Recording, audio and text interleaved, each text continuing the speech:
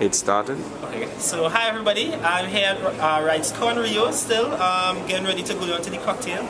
But I found a fantastic new friend. His name is Andrew McLaughlin. Some of you all don't know him, which is unfortunate, because he's the vice president, the executive vice president of Tumblr, the site that you're seeing this on, obviously. And I just wanted to ask him a couple quick questions, because a friend of mine wanted to ask you, why is there an ask limit on Tumblr?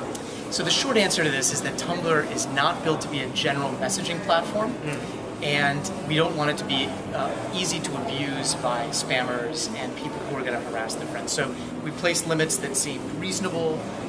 People do complain about them, but generally we're trying to say Tumblr's not really a substitute for email, Facebook Messenger, Twitter, or however you like to message your friends.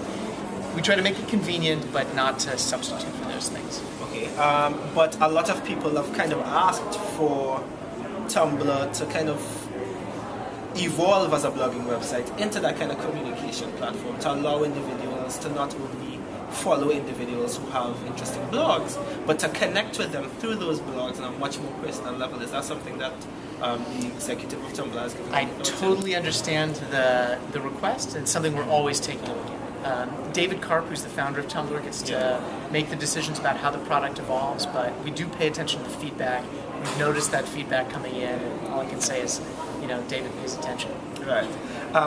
So we spoke a little bit earlier about the terms of service change that dealt with self-harm on Tumblr blogs, and we've always seen the kind of treaties in text.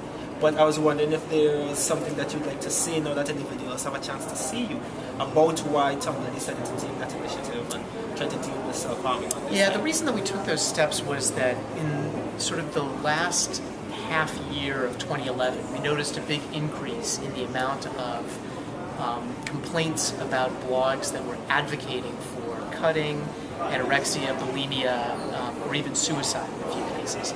And it was clear that people who were interested in promoting those kinds of behaviors were coming to Tumblr because there wasn't a policy against that kind of blogging. Generally speaking, we try to take a pretty hardcore free speech point of view on Tumblr, but that doesn't extend to everything. We do have some community guidelines. We don't like harassment. We don't like people to bully each other through Tumblr. And we added to that list the promotion, sort of active promotion of self-harm, eating disorders, or suicide. We are, by the way, interested in looking for ideas for what to do beyond that. So we thought it was important to take a stand. We thought it was important also to put up some public service messages, which you're going to start to see in the next couple of weeks, I hope. So when people search for tags like thinspo, which is a tag that's often used by pro-anorexia people to inspire each other to stay thin, but to the point of being problem. You're going to see some language that directs you to a help page that has resources and links to resources in just about every country in the world. But we are interested in the other side of this, which is how to build stronger communities and stronger bonds among the people who are trying to talk about it, help each other, be supportive, and form communities that are about overcoming these kinds of conditions. And to any of your readers that have ideas in that area, we're always open. You can always send an email to support at Tumblr, and it always gets routed to the right person. So since we're on the topic, and since you have an opportunity to speak to some of them directly, I want to put you on the spot and see if there's anything that you'd like to say to some of those people who have been struggling with those issues, who have gravitated towards Tumblr as that sort of space to promote those issues. If you could tell them something right here. Yeah, the most important thing, by the way, which is, I'm glad to have the chance to say that, the most important thing is that we're not trying to kick you off of Tumblr. We don't reject you. We don't want you to go somewhere else. All that we're saying is that we don't want people to be actively promoting unhealthy, harmful behaviors on Tumblr. We do want you to stay. We believe in you. We're glad you're on Tumblr. We value your creativity. Your friends value your creativity. It's important to stay. But you need to join in communities of people that are going to help you talk about it, understand, form connections with each other, and overcome those conditions.